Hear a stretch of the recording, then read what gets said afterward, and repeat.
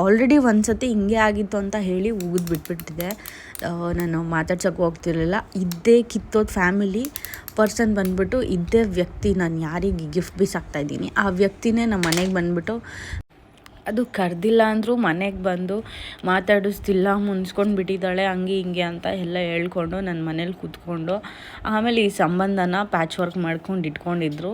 ಬಿಡು ಹೋಗಲಿ, ಚೇಂಜ್ ಆಗಿದ್ದಾರೆ ಜನ, ಹಿಂಗೆ ಇರೋದಿಲ್ಲ, ಮನುಷ್ಯನ ಒಂದೇ ಸತಿ ಅಳಿಬಾರ್ದು, ಚೇಂಜಸ್ ಇರುತ್ತೆ, ಒಳ್ಳೆತನ ಇರುತ್ತೆ ಅಂತ ನಾನು ನಂಬಿದ್ದೆ ನನಗೆ ಮೋಸ ಆಗೋಯಿತು.